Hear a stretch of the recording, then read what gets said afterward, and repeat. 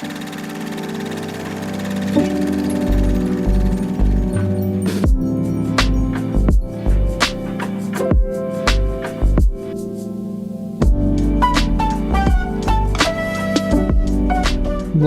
to a special bonus episode of Cinemaholics.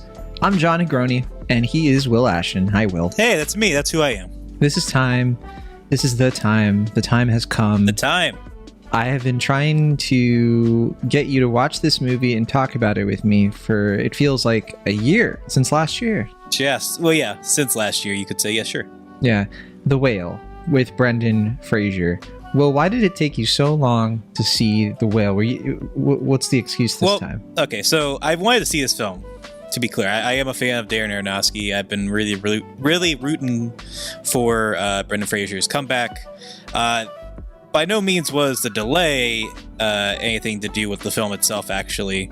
It was because of the holidays. I don't know. I feel like people tend to have more time than I do. I don't know. For some reason, I get really busy around the holidays. Either with family stuff or work stuff, what have you. So this ongoing week, I should say, was the first time I had a chance to actually watch the film. But it didn't help matters that you were kind of bouncing between being adamant that I see it and then being like, oh, what a terrible movie, don't see this film. Right. Don't go, how could you even think about seeing it? But then being like, well, what are you going to see The Whale? And it's like, well, I don't know. Which do you want? Do you not want me to see it or do you want me to see it? No, I'm upset that this is even happening and that you watched it and listened to me. No, I mean, I was going to see it. Path. Well, yeah, if you had told me not to see it, I would have definitely seen it. That's part of it. If you had been on the fence and you're like, John, I don't know if I want to watch this movie. I don't know what to do. I would have given you honest advice, but I knew you couldn't stay away. I know when you hear the name Darren Aronofsky, you're already like checking the Regal app for, your tickets. I guess in your case, AMC. There you go. So yeah, this is the last A24 movie that I saw in 2023, I want to say. Still have a few others that are on my list, like Close and The Inspection from last year. I did see Close. I haven't seen The Inspection. Yeah, I have both screeners. I just have been trying to find the right time to sit down and watch them, and I'm looking forward to both. But that said, The Whale, I'll get right out and say it. I think I've already said it on the main show at this point. Terrible movie, in my opinion. I think one of the worst movies of 2022. I think I only had one or two movies below it in my like whole year ranking thing. And it which is weird weird in the sense that it's Darren Aronofsky, and I don't usually despise Darren Aronofsky's work. I usually respect it a lot. Even the stuff that doesn't work for me quite as well. Yeah. Right. I certainly have found value. Sure. But in this case, I'm an opponent, not a proponent of this movie. So those were your expectations going in. You were kind of because this is an awards favorite, but it's not like I'm the only one who doesn't like it. Yeah, I mean, to your credit, I mean, we've only covered one previous Darren Aronofsky show on this podcast, but it was Mother, a film that was also fairly divisive.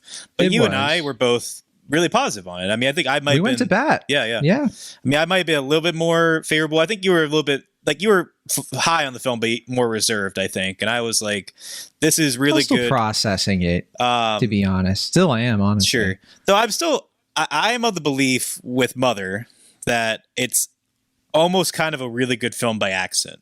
Like I feel like the film that Darren Aronofsky, on its face, intended to make is not as interesting as the film that I think he actually made. If you get what I mean by that. I don't know if I understand exactly. Well, yeah, it makes sense to me, but almost by accident. Funny enough. Sure. I mean, he had an obvious sort of biblical allegory, for the film, with Mother in this case being Mother Nature, and then but do you mean the sort of like the anxiety that the movie also says in its messaging you think was not as intentional? No, like the social anxieties of it. That's not what I'm talking about. I'm talking about the God complex that seems to be for Darren Aronofsky, where he's seemingly kind of indirectly or maybe directly, I don't know, commenting on the fact that he is, he has this sort of ego that he drives, and he often dates his co-stars like Rachel Weisz, and then obviously Jennifer Lawrence, fittingly also partnered with Darren Aronofsky, and that he has this kind of egomaniacal, vision of himself and all that stuff, and how that can kind of prevent him from having, probably a healthy functioning social life, and that right. you know He has a less than stellar reputation around Hollywood. People generally do not like him, but they acknowledge his talent. Yeah. I think a lot of people look at him like almost like J.K. Simmons' character from Whiplash. Sure. You know, somebody like he gets results, but at what cost is kind of the feeling. Yeah, I mean, the funny thing is that like I think he was like an engineer initially before he was a filmmaker, before he made Pi. He's from Brooklyn. He was a field biologist. Okay. Yeah. He I think was in like Kenya, like in the 80s. Oh, wow. He's not that old. I mean, he's in his early 50s, isn't he? But I just know that he was in a science-based field, and I think that might kind of lend himself to being a little bit more analytical, I think, with his filmmaking. Not that he doesn't, I mean, he takes a lot of risks, but I think he also kind of, he might have a more kind of distant relationship to like how he views film and how he like it should be made and all that. And I kind of wonder how that affects him in his personal life. But that's obviously stuff I can't really speculate on outside of my analysis of the film Mother. Yeah, you can certainly see a lot of his influences too. He said outright that like Akira Kurosawa, you know, Roman Polanski, his cinematic influences, he's somebody who came to film a bit later than a lot of people, you know, in his position usually do, right? He's not Spielberg from Fabelmans, right? Yeah. You know, where he's making Westerns, you know, in his bedroom. I'm surprised you didn't mention his love of anime. Which seeps into his work a lot. And I feel like that would be something you'd be the first to point out. Because that's actually like part of how he got into film as well. I think he was friends with an animator. And so that was he's always had that kind of bent to him. And he does have like a cinematic style that reminds me of like the way that anime stories flow, specifically something like Black Swan. One of the reasons I felt very drawn to that movie was because of the way that it, like its surrealist quality and its combining of like the thriller elements with the surreal. That's very, very anime. And so it definitely comes through. But at the same time, like I said before, people genuinely find him a bit, I don't know if arrogant is the right word, pretentious, like, you know, he kind of has that reputation where he's sort of like this, you know, almost like a film snob, you know, that kind of thing. But I don't know if that's always been fair. I mean, I just feel like he makes what he makes, and he's just not that like. I don't know if it's not that he's self-aware. It's more of like he just doesn't care what other people think, and it kind of rubs people the wrong way. I mean, I'll get into my thoughts obviously on The Whale in a bit, but I mean, predating that, I was a fan of like all of his films, not to the same degree, but I really have really liked every film that he has made to date. What's your favorite one? My favorite is The Wrestler, which I'll talk about a lot more later on. But I think to your point, like there are two films of his that I think in the film community were acknowledged as like everyone sort of agrees that these two films are good. And that's Requiem for a Dream and Black Swan. I think everyone was just kind of like, well, you don't think everyone agrees on The Wrestler? I feel like he doesn't give as much credit for that one. I feel like it's more. I somewhat disagree. I think that movie is. I mean, I love the movie. Liked. Yeah, I feel like people don't bring up as much. Like when they talk about Aronofsky, they're talking about Requiem or Black Swan. I get that. But yeah, maybe they're his most prolific films. To your credit, Noah people just tend to be like, oh yeah, that. I mean, people treat Noah like an ambitious failure, but I think it's a good film. Like it's very intriguing. Yeah. I think I really wish we had more kind of biblical movies like that as opposed to, you know, say Heaven is for Real or God's Not Dead or something that's really challenging the biblical text and like having, you know, like some pretty lofty visions for like what the Bible could be on film. I feel like that's very rare. And part of it's because, you know, directors don't really get to Aronofsky's stature nowadays and do that or have the platform to do so. Certainly not after the commercial failure of Noah. But I mean, it was just like I like that movie. Obviously, we talked about Mother. I like a lot. I don't know where you stand on The Fountain. I haven't seen The Fountain. Sure. That's 2006, right? Yes, I believe so. Yeah, and Rachel Weisz, I know for sure is in that. Is it Hugh Jackman in the main role? That's right. Okay. Maybe one of these days I'll cross it off the list. I have seen everything else, including Pi. Now that said, when I think of like Aronofsky and like what he's drawn to, like the kinds of things that tend to tie his movies together, if you look at the last several, I think you do see a running theme between Black Swan, Noah, and Mother, and now The Whale, where he's sort of taking these literary, like well-known literary source materials and kind of redubbing them for his own purposes. Like Black Swan is such a prolific piece of music and everything. He didn't write that movie, though. I just think it's more of like what he's drawn to. Same thing with The Whale. So The Whale was written by Samuel D. Hunter. It's a play he did in 2012, but I saw clips of the play, and it's fairly close to what Aronofsky did in terms of the writing.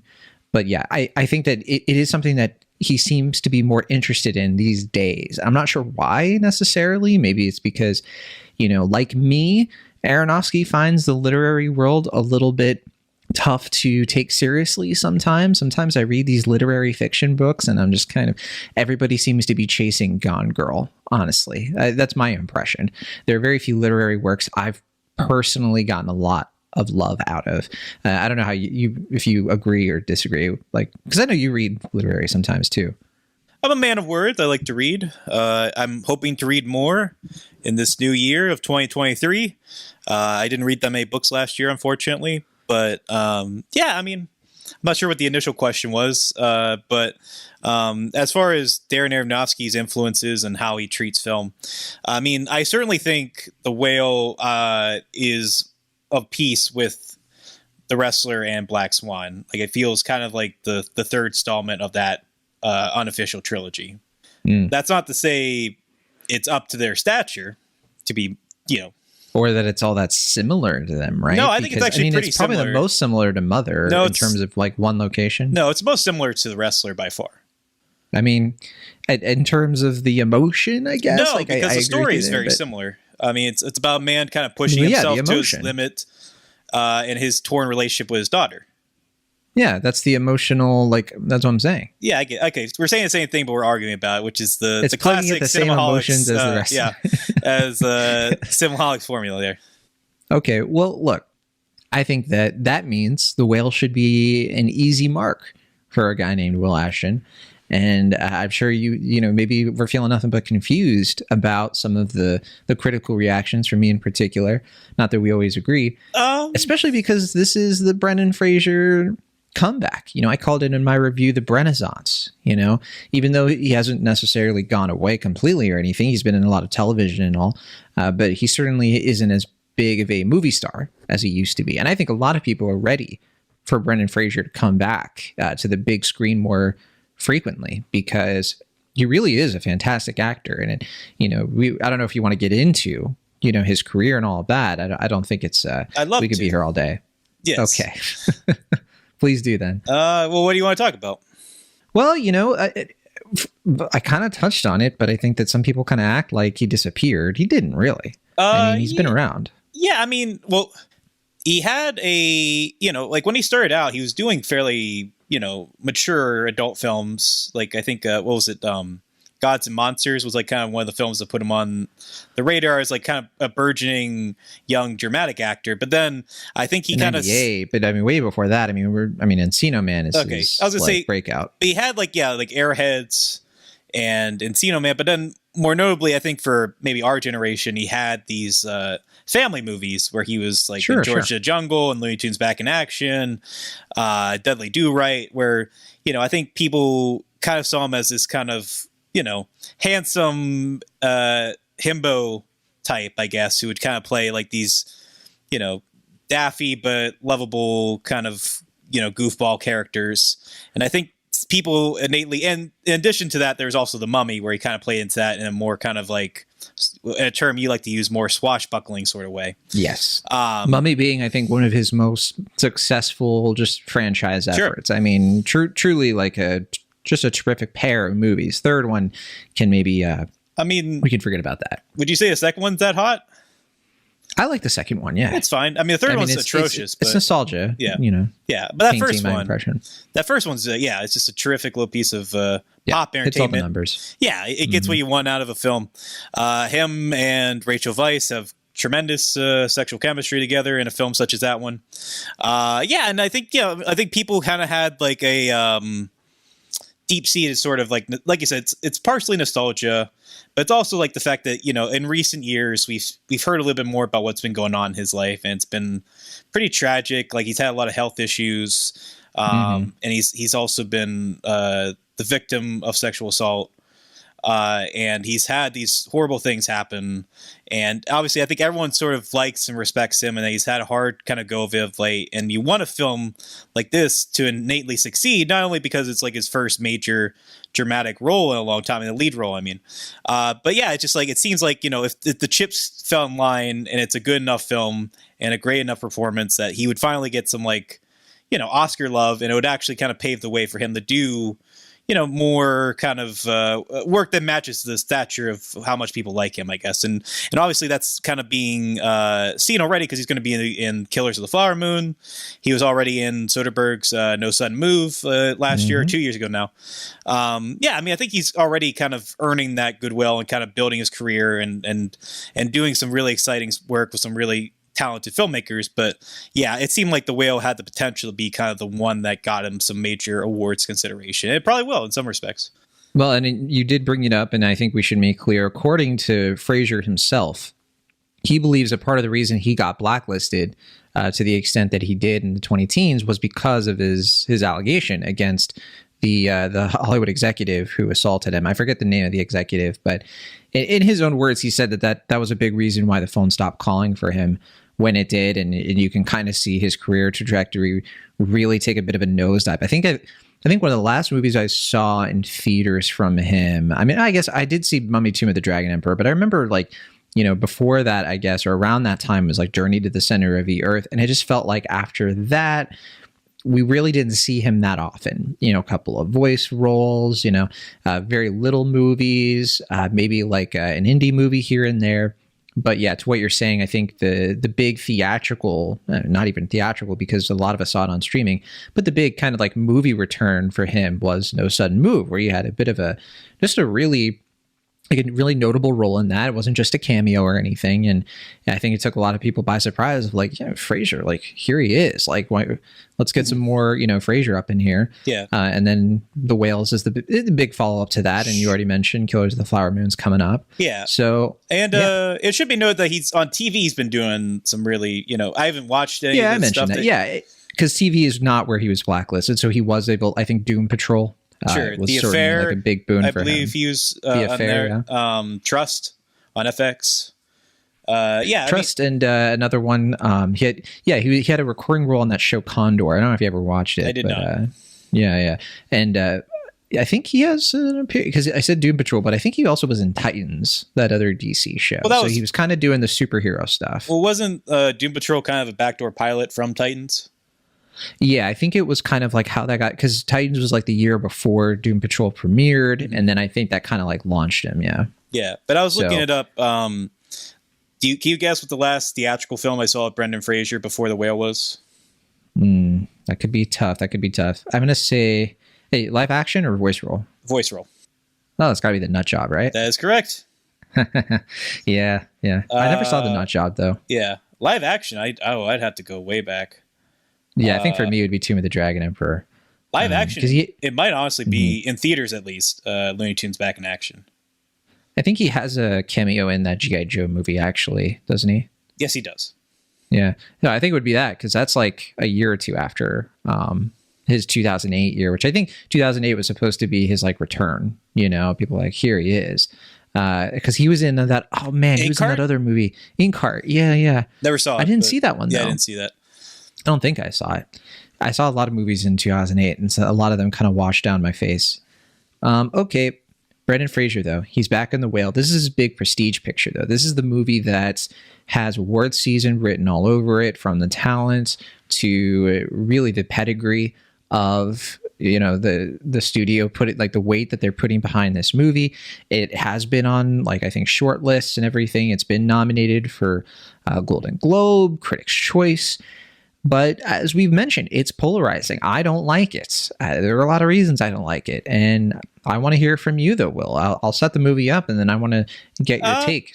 I actually want to hear from you first this time around, because I feel like I'm still working through my thoughts, and you clearly have a lot to say, and I just want you to get it out of your system. Remind me when you saw it? I saw this on Tuesday. Okay, so you've only had a day, huh? So Monday. I keep mixing up my days. Yeah, so I saw it 2 days You've ago. had 2 days. That's different, but no, I'm just joking. Okay, so yeah, I'll still set it up here a little bit, but the premise of the movie is that we are following a reclusive English professor. He conducts all of his classes online.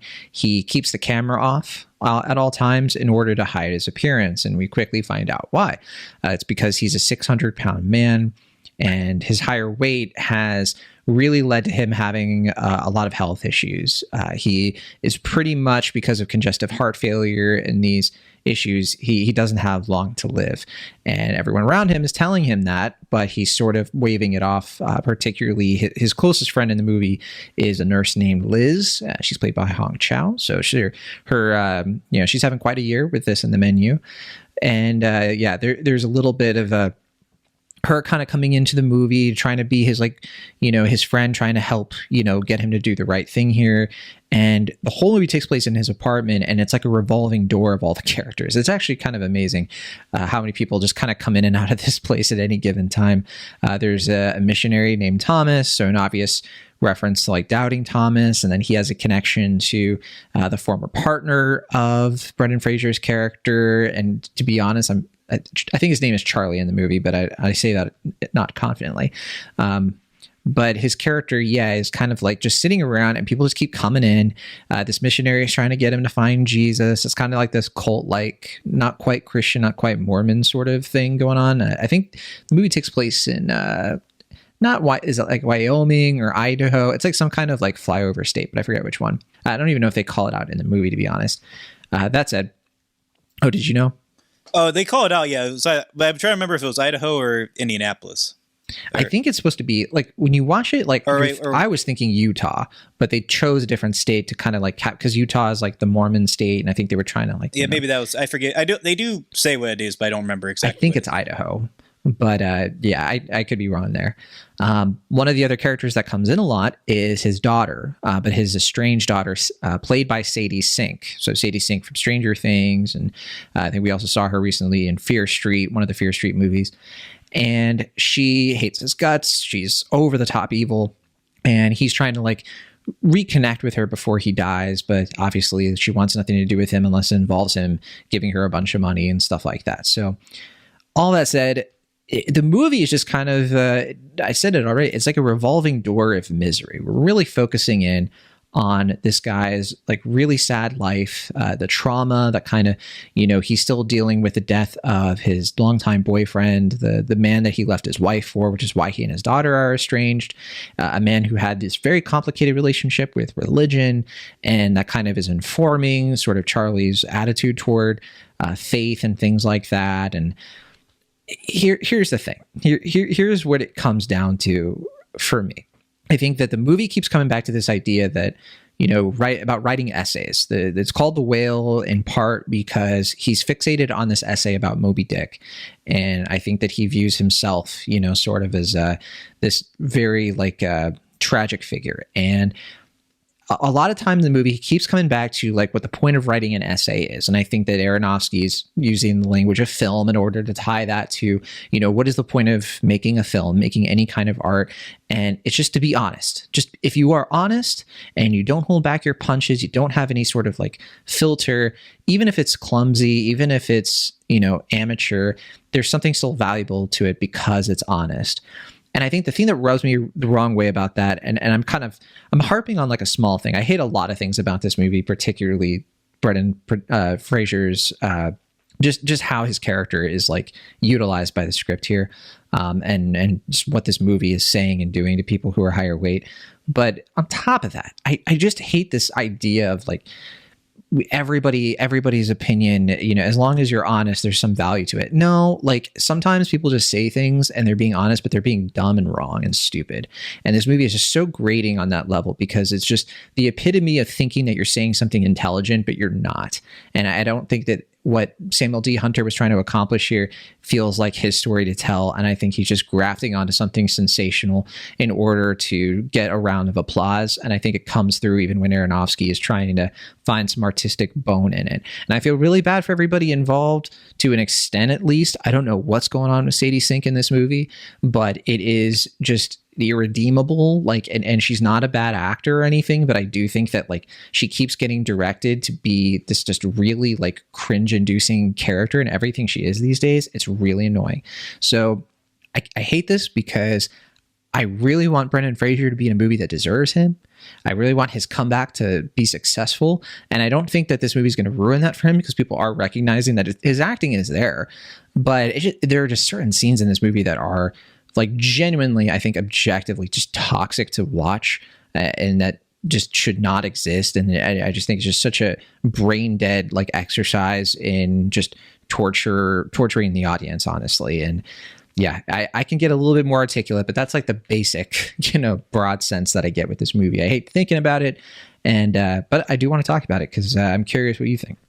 Yeah, I mean, you kind of touched into some things that I was planning to address, which is, for me, I kind of break this down into like 3 different factions, which comes down to, as you mentioned, the direction, the writing, and the acting. And I feel like I have sort of a different opinion on each.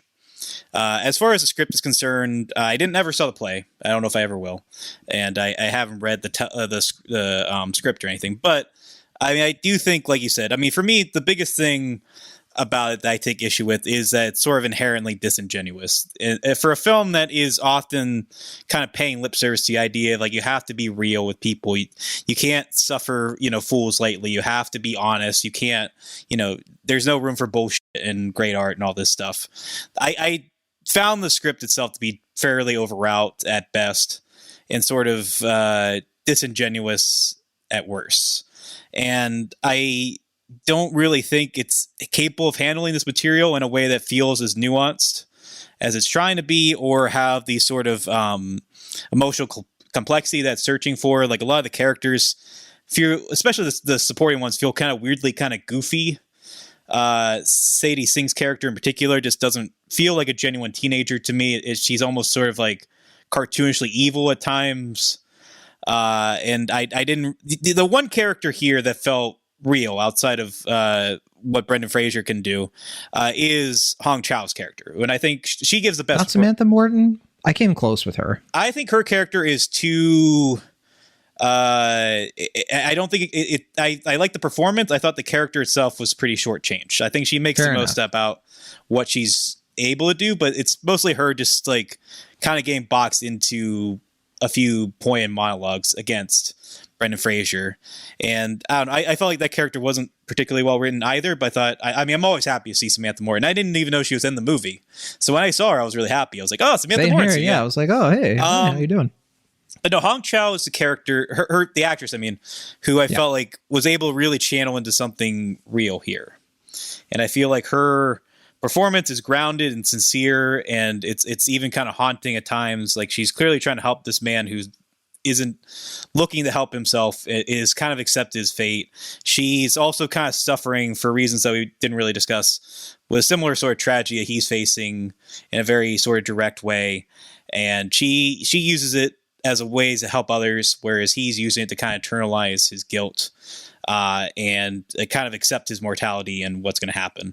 And yeah, I guess I just don't really see, I don't know. I know this was a hot project for a while. Like I know this wasn't the only adaptation that was going to come out. Like I know at one point Tom Ford and James Corden were going to do this at one point.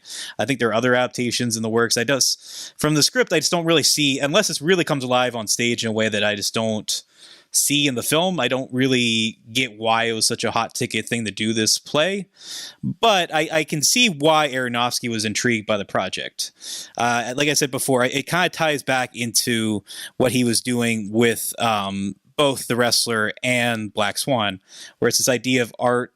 In those cases, there are two artists who are pushing their body to the max in order to reach some sort of either perfection or redemption or acceptance for what they're able to do, to the point of basically killing themselves for their art. And I think this film kind of similar, like how Black Swan tackles the sort of supernatural with that. This tackles more the spirituality of it and the idea of, like I said, redemption and God, and like what role does spirituality play in people's lives, certainly in the face of tragedy and loss and grief. And I think it's interesting, tough to explore. I think Aronofsky seems a little restrained here in a way that I wasn't anticipating. Like, I don't think he needed to take his more sort of sensational approach. Like, I think it would have been ill-suited for this project. I think he's trying to be a little bit more restrained deliberately.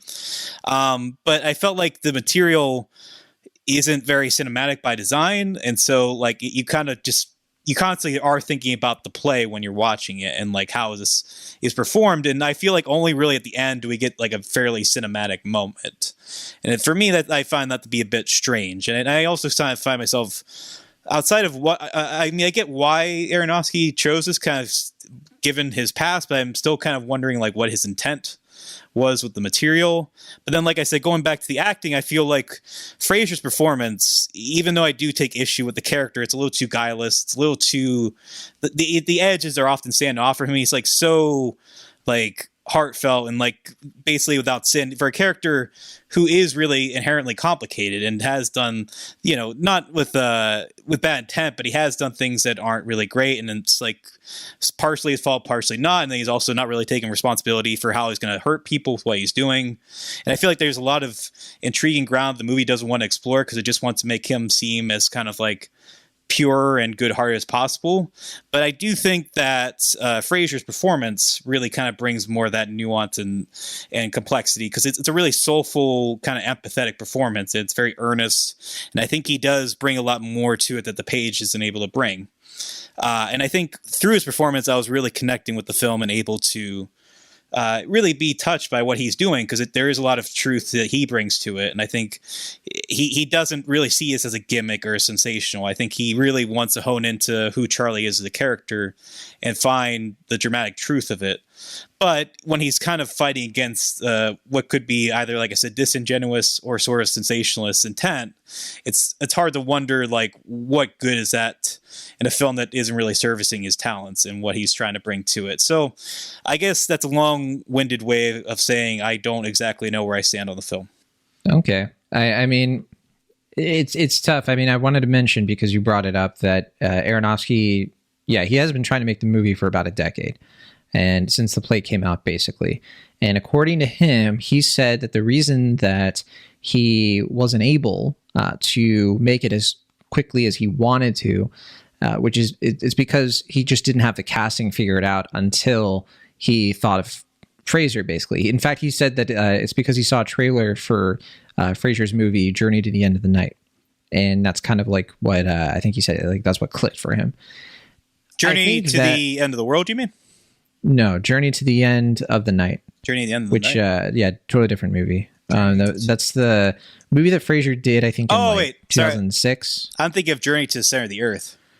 Yeah, that's a different... Yeah, I was going to say, my bad. Yeah, he did a lot of Journey movies, Ashton. But it's a totally different movie in terms of like tone and style and all that stuff. But yeah, no, so finally he... and I think it's kind of funny that Aronofsky, in the late 2010s is watching like movie trailers for movies that came out like in the 2000s. I think that's kind of cute. But anyway, I think, Will, you touched on some stuff there that, oh boy, specifically, like there's this whole thing around the movie where the character, like Hong Chau's character, and I agree with you about her performance. I think it works quite well. There is something kind of real there. But there's this point in the movie where like she basically is kind of saying that like what he's doing to her, and I think that kind of sums up, I think, a lot of issues that I think I have with this movie's take on, people who have higher weight and like fat people in general. And there have been, some people who look at the fact that, Brendan Fraser had to wear a prosthetic fat suit, and they didn't hire an obese actor. And I find that kind of like a complicated thing, it's like, well, if Brendan Fraser, is such a great actor and he can do such a great job with the role, is it right to cast him? But is it right to expect him to eat more, to gain more weight and stuff? Yeah, where that's I tough. stand on it is like, I don't really take as much issue with him wearing the fat suit because, for one, like I'm not expecting him to gain hundreds of pounds for the role. And put his own health on the line. And also, I mean, to address the elephant in the room, like he's a heavyset guy now, or at least he was when he made the film. Like, I don't think it's like a skinny actor putting on a fat suit for me. It's not, it's not like that, like Tyra Banks segment that always kind of floats around here and there online from like the 2000s. Like, I think I don't know. I don't think it's quite as fat phobic, I guess, as people are making out to be, but I can understand the complaint, to be sure. I think what it comes down to for me is that the movie is trying to express an empathy, right, for fat people.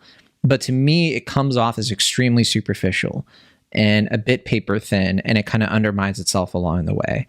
And I think that to me is like the main emotional issue with this movie. It's a movie that's lecturing to us that, in order to find, true happiness, I guess, or to get what you want out of life, you got to be honest and create something that is risky.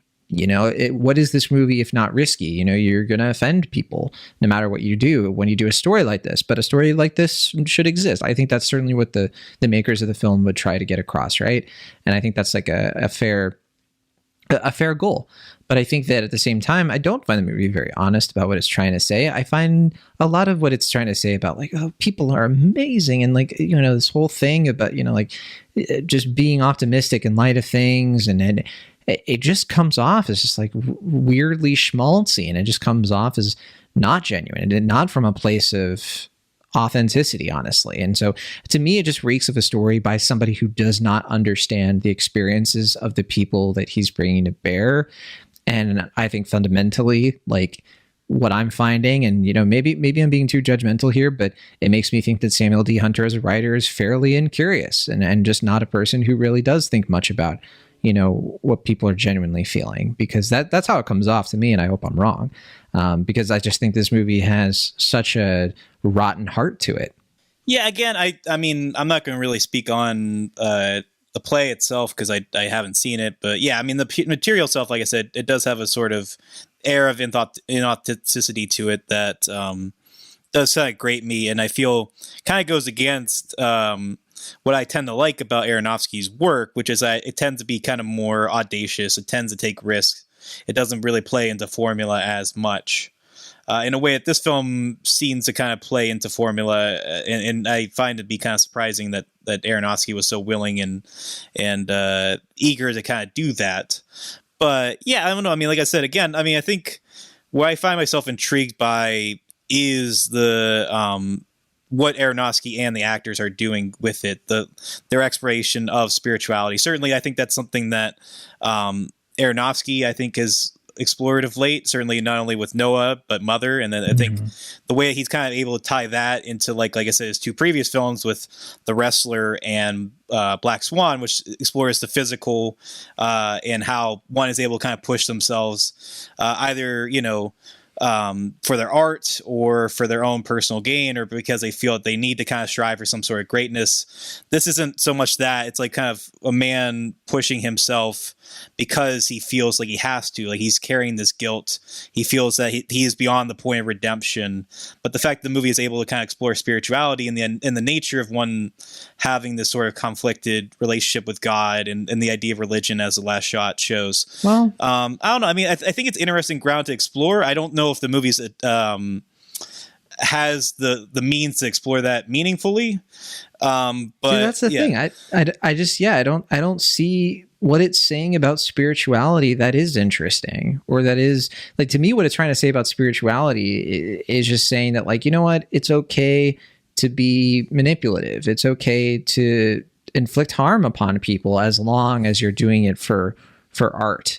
It's like it feels very means justifies the ends, and the morals of this whole thing, it just feels so confused to me. Like it just doesn't understand even what it's saying, from scene to scene, and it's just something that from when you have something that is based on such a tight, it has to be a tight script set in such a tight location. Every word counts, every expression counts.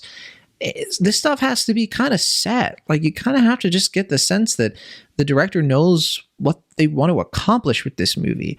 And to me, it's like that's coming through in a very, unflattering light.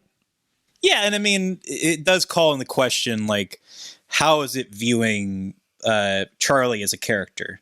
I mean, I've seen some reviews that say like, oh, like it's kind of gawking at him. Like he's looking at him as this like monster of some sort. And I don't know if I fully agree with that. Like, I think it does fall into that a lot. I think there's times where it gets into that. Certainly there's like a montage where he's like eating and he's like rubbing like, grease all over his like face and shirt that's a little like, I mean, it's meant to be upsetting, but you kind of wonder like what the intent is here. And then there's like other scenes to shock, to raise the action. It's all just cheap and manipulative, honestly, to me. Yeah, I mean, I think there's some truth to that, but I don't see the whole film as manipulative in that way, I guess. I mean, that's maybe me hoping for the best with the filmmakers. I don't exactly know, because I just don't see why they would make this film if it was just to be provocative. I mean, not that other filmmakers haven't done that in the past, but I just feel like there is a desire for empathy, at least with Brendan Fraser's performance, that it does seem to be kind of searching. It is something that feels kind of heartfelt. And I don't think that's a case with Samuel Howard. I do think it's a case with Brendan Fraser, but I don't exactly know with Darren Aronofsky. That's where I kind of find myself. You mean Samuel D. Hunter? Sorry, Samuel D. Hunter. I apologize. But yeah, I guess it's for me looking at this, and I could be totally wrong, but I feel like you are correct that the material doesn't seem to be heartfelt, but I think the performance is, and I just don't exactly know where Aronofsky stands on this. That's why I keep saying it's like it feels to me like it's confused. It's like all this conflict and contradiction wrapped up in one thing. That's it. I mean, people are crying at this movie. You know, not a few people. A lot of people are watching this, and they're like, you know, telling people like, hey, you know, bring the tissues to this movie. And I don't understand it personally. Like, to me, like, not a single moment of this really plugged on my heartstrings. Maybe I'm just cold, but did you get the sense like you saw this in a theater? Yes. You know, I there weren't a lot of critics at my screening, so like I didn't really have. I think it was like me and 3 other dudes. So yeah, we weren't having an episode. But what about you? I mean, how much did you cry? I don't cry in movies, as we've established. That's the joke. I'm incapable of doing so. But I did find it to be affecting. I haven't given up hope, Ashton. I think it's going to happen one day. Well, you are correct in the sense that I have cried during one film. I don't know if you remember which one. You've told me, huh? Yeah. I have. I don't know if you remember. I think I forgot. You have to remind me. If you don't remember, then I'll have to save it for another episode. Wow. Okay. Got to keep the listeners in suspense. Speaking of misery and manipulation. Yeah, there you go. But yeah, I mean, I don't know. I guess this is where it gets a little bit complicated and might get kind of heavy, because like I think when it comes to like suicide or the case like desire for suicide, like I think the film itself seems to be kind of exploring the idea of like when you're really in the trenches of it, you kind of feel like a burden, and you don't think like the Charlie. I think he sees himself as the sort of person who's like doing good by killing himself. And it's one of those things where it's like, obviously there are people around him who are saying otherwise. Certainly Hong Chau's character is saying that. But like, it seems like throughout the beginning of the film that Charlie sees himself as like, he accepts his fate from the beginning on, that he's going to die, that this is the end of his life, that there's nothing really like going to push him forward. He just needs to kind of find closure, and that he knows like at any given moment he could die. He just kind of wants to find that sense of like relief that he can give. And I think that's where I find myself kind of touched and impacted by the story, because it's something that I find myself very intrigued by, and something that I think I've kind of had, you know, I've talked about like my history of depression on the show and like things like that. And I've had, you know, kind of things that I've explored with that, but I don't know. I don't know if the movie really earns the right to kind of explore those things. And that's where I find myself kind of, again, confused and frustrated with the film. Is like, does it earn the right to kind of explore these things, to touch upon these things? I don't really know. But I do think that Fraser, like I said, if it wasn't for his performance, I don't know if I'd be willing to let this movie off the hook as much as I have. It's one of those things where if it was someone else, like I know James Corden at one point was attached to this, and I don't think that version of the film would be anywhere near as like conflicting for me as this one. Because I think I couldn't agree more there, at least. It's so interesting how Aronofsky for the longest time has, with almost every movie, but especially like a movie like Requiem for a Dream, I mean, he loves going to extremes. So, you know, like we said before, you can see what draws him to something like this. This is a movie about extremes. And I want to tug at that, you know, kind of hook, you know, of like how pain, misery, you know, this idea of eating yourself to death, as they say, and how that can be like, there's such a huge capacity for that versus the capacity for goodness and the capacity for caring for others. The only thing I got from that was from the Hong Chau character, honestly, because everything else around her to me felt like everybody's just extremely self-serving, and it felt very cynical and pessimistic. And I'm like, well, if that's what your movie's getting at, I just want it to be a little bit more upfront and, hey, honest about that. To me, it comes off as like a middle school essay where it's just writing a bunch of flowery stuff to try to like say one thing and not say it super well. And I think that's partly why, like, even on the stuff that rubs me the wrong way and makes me really just heavily dislike this movie, find it very obnoxious. But even looking at some of the stuff that I think should still be technically good, whatever, I still find it just be such a slog and such a sloppy mess. But I can't say that I'm upset that you got more out of it than I did, because that's always a good thing, I guess, that you were able to see, you're able to swim with this movie's tide a little bit more. I mean, I do agree with you in the sense that, like, I find the other supporting characters outside of Hong Chau to be kind of straw men who just, they feel like archetypes that are fitting into the story as the screenwriter wants it to, as opposed to fully fleshed out characters in a way that could just be what Hong Chau brings to material, to be sure. But I feel like that's the only, those moments are where the movie really comes to life for me. I think that really benefits the film to have a character like that who feels grounded and honest and has certainly a more enriched relationship with the main character than, kind of like Sadie Singh's character, who just seems to be basically a terror. And like, I don't know, like constantly throughout the film, Charlie's just like, oh, you're an amazing person, you're great. And she's like, I'm literally like maybe the worst person alive. And her mother's like, no, seriously, she's like pretty awful. He's like, yeah, she's an amazing girl, a teenager, a little whippersnapper. And it's just like, I don't know, it almost makes the Charlie seem like dumber as a character. And we know he's not like dumb, but just kind of like, why would he be like this oblivious to how awful she is? And it's just like, I don't know. I mean, that's where like the material I think kind of fails the characters, is that like they kind of serve their purpose in the narrative, but they don't really feel fully fleshed out, with the exception of those two main characters. I think that's a good point. I think that if Aronofsky had maybe updated the material a bit, because that is how the play is, from what I can tell, it does go that far. Yeah. I think that Aronofsky should have probably done a little bit harder work to update it, honestly. And I think Samuel D. Hunter did the screenplay, and I think that was a mistake. I think so too. And I wonder why it didn't really adapt much. Like I know it came out in 2012, but then like they changed the story to be in 2016. But it doesn't really factor into the story much outside of the election. It's like they watched, it's like they watched a Red Rocket or something, and were like, well, we could do that too. I'm just kidding. They didn't watch Red Rocket. Came out, I think, after they were. Yeah, I mean, it would make. I was thinking initially when I saw the film that it was going to be more about the quarantine and like how that might isolate the character by design. Like, and people can't show up. Like, what are you talking about? They'd be masking. That's what I was saying. Is like, I guess initially that was the reason why they chose 2016, because they're like, well, we can't do 2012. Like, we have to discuss Trump, but we can't make it 2020 because then there'd be no drama, because it would just be Charlie by himself. So it's like, 2016, good enough.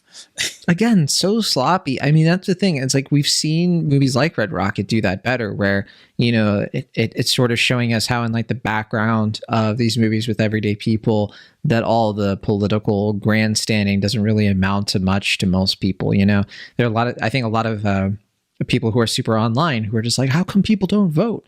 How come most people don't vote or whatever? And I like how sometimes movies like, Red Rocket and others like it can show you like, well, because people got other stuff going on. I mean, you're kind of in your own bubble there. And so I like that. But in this movie, it's like, it's kind of doing the same thing, but it does feel a little bit aimless. It does feel a little bit less pointed, because it's like, okay. It's literally in the background. Like, it's just on the TV. Like, they don't, it's just dating itself for no reason. I mean, and at that point, just don't even call out what year it is. Just, I mean, you don't have to. I was expecting some sort of maybe poignant, maybe cringy scene where it's like we see like the uprise of like, Trump's fan base and all that stuff, and that was going to bleed into like people are capable of extreme cruelty and all that. Like, I thought that's where it was leading up to, and it just didn't do that. So it's like, okay, then it's just 2016 because it's not the pandemic. Where the daughter is just gonna be like, when I turn 18, I'm voting for the Dawn, whatever. Well, I was expecting that, but why is she so into Facebook? Wouldn't she be into Instagram by 2016? Your guess is as good as mine. Because like she's just sharing she'd photos. be on Snapchat. Sure. But I don't know. That baffled me too. I mean, I didn't get the. I mean, of course. Look at who's making the movie. Well, do you really expect them? Sure. But do you think Sadie Sink was good, or do you think she was just saddled with the worst character? I think it's a combination of things. I think that she's young, and I think she did what she was told to do, but didn't have, I think, the confidence to push back, honestly. And I have noticed this a little bit in Stranger Things. She's so much better in the latest season of Stranger Things, but I did notice in previous ones, like, she has a tendency to overact a bit. Like, her face is like moving more than her body. Well, and it's weird because like she's acting well otherwise. Like, you know, I always buy into her characters, but she does a lot in this movie where I'm just like, whoa, like, you're not a Disney character. Like, your eyes don't need to like do that. Yeah, because I was gonna say, I mean, I've only seen her, to my knowledge, in one other thing. I don't watch Stranger Things, but not earlier this year, I have to say, last year, in November of last year, I was invited to the premiere of a local film called Dear Zoe, which starred Sadie Sink. Okay, you didn't see Fear Street 1978 or whatever it was? No. Okay, I didn't watch those.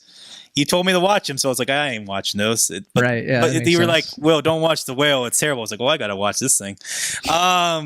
Clockwork. So but no, I mean, my first familiarity with her came from only a few months ago when I saw Dear Zoe, and that was a film that, you know, with the caveat that I was very appreciative of the filmmakers for inviting me to it and had a lovely time. I do think that film is also kind of dramatically a little inert and overwrought, and I think her performance in that is better than it is in this because their character's a little bit more fleshed out. But I was kind of like, all right, maybe I was excited to see her in The Whale because like, okay, it seems like there's talent here, but like this material doesn't really seem to be servicing her well. Once we get to The Whale, maybe we'll get the good stuff. And then like watch this, now I'm kind of like, okay, is it that she's kind of got saddled by two not great characters, or is just the talent isn't quite all the way there yet? I can't really tell. You know, it seems a little presumptuous and a little too early to assume. But yeah, I mean, since you've seen more of her stuff, it seems like the jury is a little out there for now. Yeah, it's a mixed bag right now. And I like her a lot. I think probably one of the best things I've seen her in. She's really good in that Taylor Swift short film. Oh, okay, yeah. So I did see her in that, and she was good in that. Okay, so I will rescind some of my doubt and say that there is potential there. I think more than potential. I think she has proven herself. It's just a matter of like the right directors channeling that talent because, you know, I think that she's still pretty young. She's like in her early 20s. Like if like maybe like right at 20 years old. Sure. That said, I think that when this premiered at, I want to say TIFF, the movie certainly, and I'll double check that because I'm actually not sure if it was TIFF. No, it was Venice. Okay. So the movie premiered at Venice and people definitely called out Brendan Fraser and they're like, oh my gosh, Brendan Fraser. But also Sadie Sink. Like, people were like, hey, Sadie Sink was like really, really good in this. And then critics started watching the movie and were like, Hong Chau, like, let's go with that because I think, and you know, Hong Chau and to also an extent Samantha Morton, I think are, you know, standouts here. And I thought Ty Simpkins was okay. Like he played the missionary kid. I thought his character was baffling and completely unnecessary. Ultimately, I don't know. I think he felt just sort of like a way to like extend the story that probably should have just, I'll say it, be a short film. This could have just been 20 minutes, I think. Oh, he was the kid from Jurassic World. He was. He's grown up a bit, Will Ashton. Okay, I didn't. It's like I seen this face before. He was familiar, yeah. Why have I seen this face before? But yeah, like you say, he's a little older. I can't. He wasn't that little kid with the mop of hair or whatever. He's an older, like a young adult now. So yeah. And he was. I think the last thing he's still doing. I think Marvel stuff. I think they're gonna. They might. Oh do some yeah, he was the kid in Iron Man 3. Yeah. I actually don't know if they'll do anything with him in that because I remember seeing him like if you go to Disney Land, I know you haven't, but they have like the Marvel attraction stuff, and he shows up like as like a student at like this I forget what it is, but it's like some Stark thing, and he's like a special extra character there. I don't know if they'll ever do anything with him again. That's enough Marvel talk. We don't need to talk about Marvel. Well, all right. I'm gonna put the kibosh on the Marvel talk. Well, then I guess that's a good note to get in the Rotten Tomatoes game. How about that? Okay. Well, no final thoughts? I feel like I covered everything I wanted to cover as much as I can. Sure. Yeah, that's fair. I mean, I don't know if there's much more we need to say. Yeah, I don't know. It's a film. Oof. The Rotten Tomatoes critics consensus is absolutely cringe. I'll tell it to you after we. Oh, you mean like the little like quote thing they have on the bottom of the rating? Yeah. Okay. Oh boy. Okay. Is it like problematic or is it more just kind of dopey? Both. Okay, let's start with the guessing game here. The Whale on Rotten Tomatoes. We have 247 reviews counted. One of them's mine, so you have a little hint on where this might be. But yeah, what do you think the Rotten Tomato score is, Will, from critics? 45%. Your guess is 45. You're way off. Oh, way off. You're way more off than you usually are. Okay. 32%. You went lower. Interesting. It's higher. Oh, it's higher. Okay. Quite a bit higher. Oh, wow. Okay. I'll give you one more shot. It's in the 60s. Oh, okay. 64. A little close. It's 66. Oh, okay. Yeah. Which, yeah, I mean, I'm as surprised as you are. I would have been like, yeah, this is like 30% or whatever. But hey, Brendan Fraser, man. I mean, I just remember. Want him. Yeah, you mentioned like the festival response was like mixed to positive. Yes. And then it became kind of just generally mixed. And now I feel it's been like mixed and negative, if not outright negative. So I think it was in the 70s and 80s, like when the reviews started. And it's trickled down. Yeah, trended downward. Yeah. Yeah, I mean, right, what about the? Oh, yeah, got it. No, I mean, I figured it wasn't 80 or higher, but I didn't think it was going to be in the 60s. I thought that would have been a little too high to assume. But yeah, interesting. Yeah.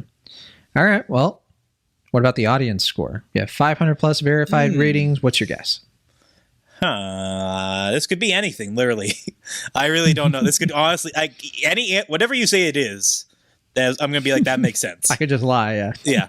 I don't know, 58%? Oh, man. It's not your day. Okay. You're even more off than you were before. Oh, okay, so it's high. Is it like 85%?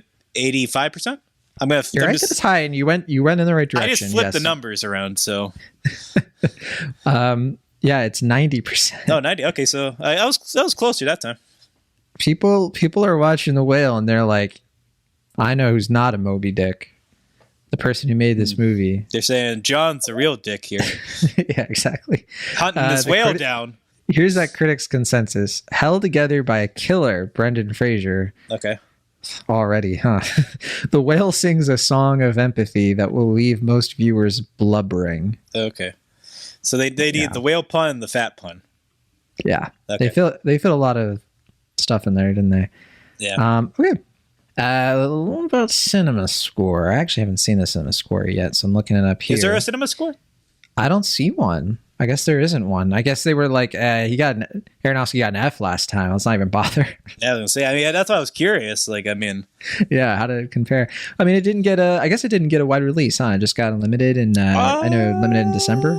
Yeah, I don't know how wide the release was. Me neither.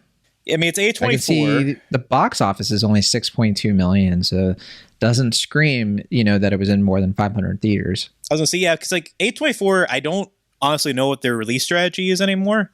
Like some movies, it's confusing. Some movies get a wide release, like X and Pearl, and then some get which paid this, their bills and then some. Right, and then there's some that get kind of like a medium release, like you said, like maybe like 500 or so theaters nationwide, and then some get like completely limited, like basically New York and LA, and then go VOD, and then some are just on VOD. Yeah, some of them, like A24, pays you to watch them. You're just like, wait, what? Okay. Yeah. I guess I'll watch Funny Pages. But... Right. Well, that one, I think that was actually in New York and LA. But I was thinking like False Positive, like they just like threw that onto the Hulu. They're just like, whatever. Like, this is your just watch it now. if you want. Washing their hands of that one. Okay.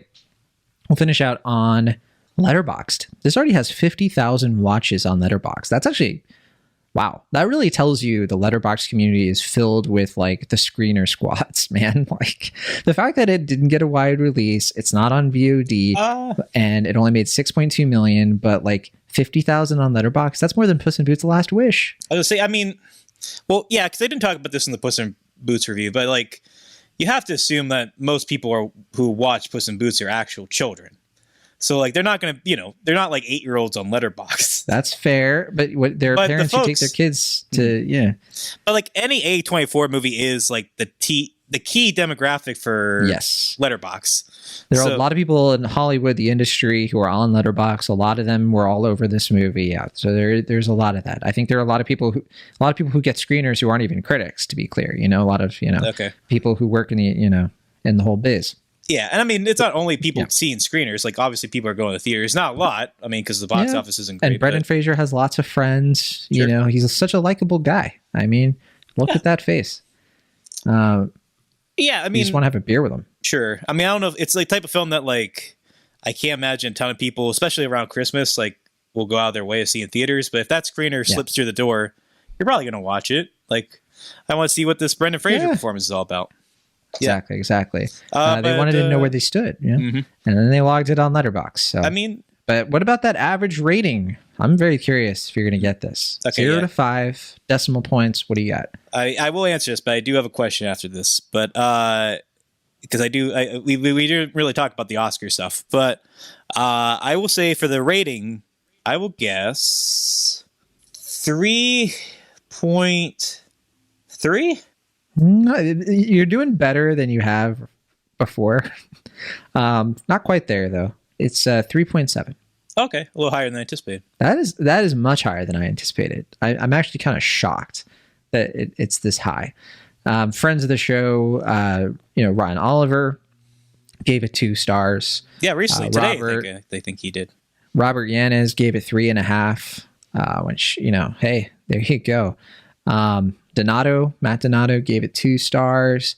I mean, I'm seeing it's all over the map here. Charlie Ridgely loved it, 3.5.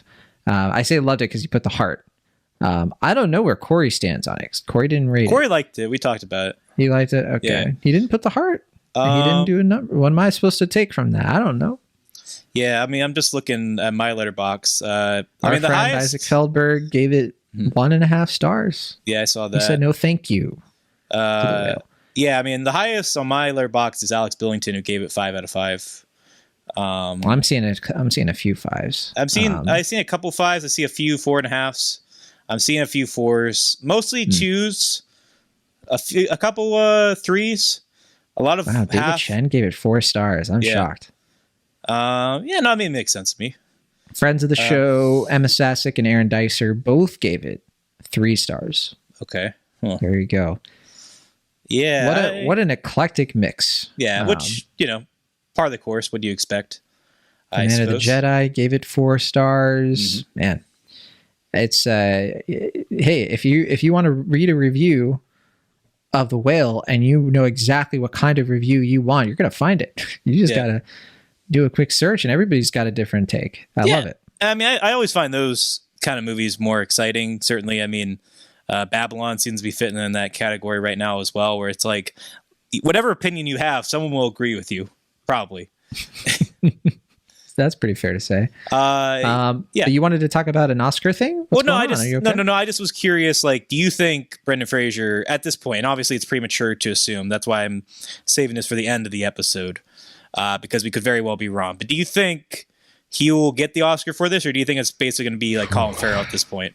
I if you would ask me before I had looked at all of these like critical, reactions, and I think a lot of it is being pushed by the industry and this audience rating. I actually got to say, I think he stands a much better shot than I thought. I always thought he had a pretty good chance, because I do think that the big limiting thing for Colin Farrell is that his movie really is a two-hander, and I think a lot of people are going to recognize that. And I think that, if you really look at Banshees of Inisherin and you compare it to The Whale in terms of like the best lead actor, if you kind of do it on a technicality, you kind of have to look at Brendan Fraser and be like, man, he carries that movie and then some.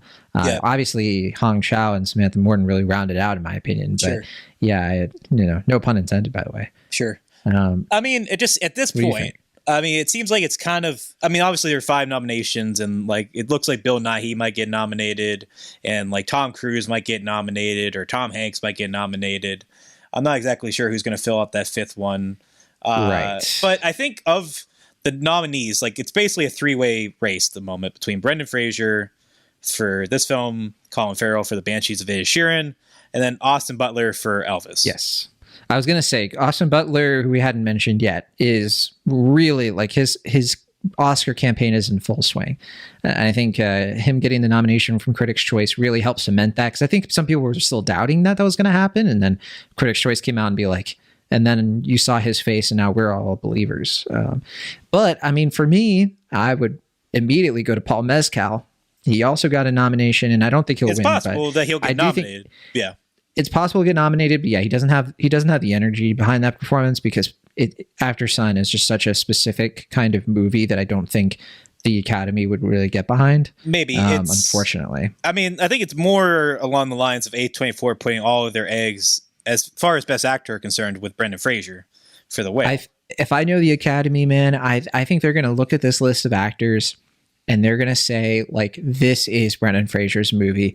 Because a lot of people in the Academy are in the industry and they love this guy. And they're going to say, if we give him this award, even if we don't necessarily like the film, and for a lot of them, they are going to like the film, they're going to look at this and say, like, he deserves this. This could, like, make his career. And they're going to look at these other folks, and it's all political.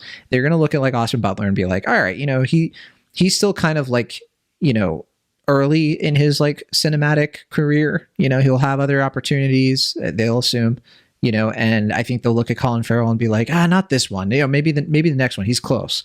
And I think, Tom Cruise is the tough one, because I'm like, okay, how much do people really like Top Gun Maverick? I mean, I think people are generally seeing Top Gun as an achievement in producing, which is why it seems like it has a decent chance at the moment to win Best Picture, which seemed unfathomable this time last year. I know, right? But I mean, yeah, but it seems like it's basically between Top Gun and Everything Everywhere at Once, which also seems kind of absurd that is potentially going to win Best Picture. But that's neither here nor there. Yeah. But things are unpredictable. Yeah. I mean, as far as, I agree with you that I think Fraser stands a decent chance. I think everyone just likes the guy, and I think everyone would be happy if he won, even if they don't love the film. And I do think, like, for me, I think it's kind of silly to, like, pronounce one performance as, like, this is the performance of the year, unless, like, there's, like, some truly tour de force performance that's, like, unquestionably the performance of the year. I don't think that's quite it for The Whale. I think Brendan Fraser is still going to do great work. I think his best work is hopefully still ahead of him. Yes. But if I look at the Oscars as, like, okay, this is going to give him clout in the industry and allow him to get opportunities that may not have been available to him before this performance and before this award, then I am hopeful that The Whale will pave the way for good things if he wins the Oscar. Yeah. But I don't know. I mean, like I said, it could go to any of those three actors I said, or maybe Bill Nighy takes it. I don't know.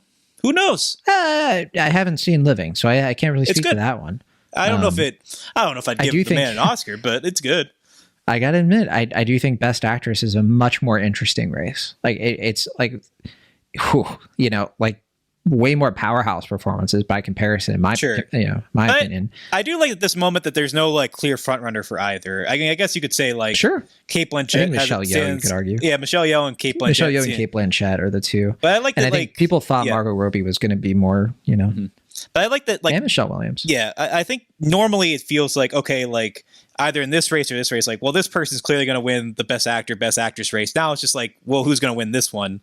For now, it seems like, okay, like, theoretically, 3 of the 4 people could win for either award. Let's see what happens. Sure.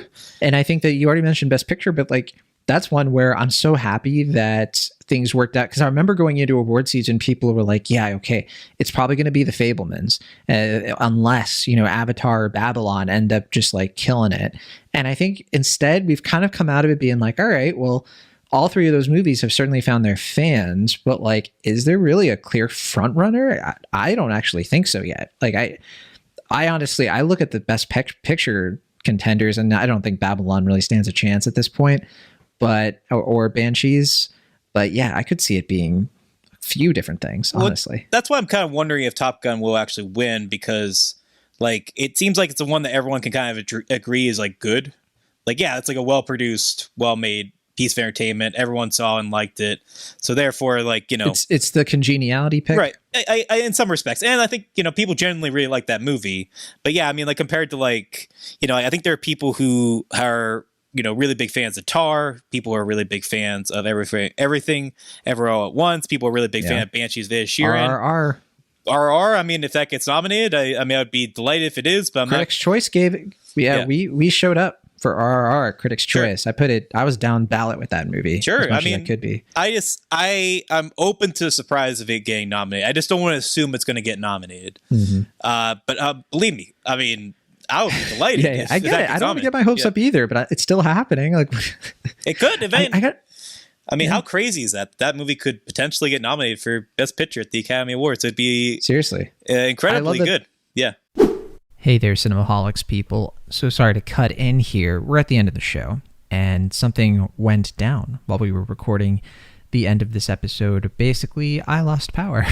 We didn't lose the recording, thankfully, but that does mean that our conversation ends a bit abruptly. So here I am trying to make it less abrupt. We had a great conversation here. We're going to talk about more Oscar stuff coming up, though. So even though we weren't totally done with our thoughts, for sure, you're going to be hearing more from us on this topic. But apologies for the tech issue there. We'll see you all next week. We're going to be talking about Megan, of course, for the main show, and obviously our Best Films of the Year episodes coming up. So lots to stay tuned for. We'll see you then.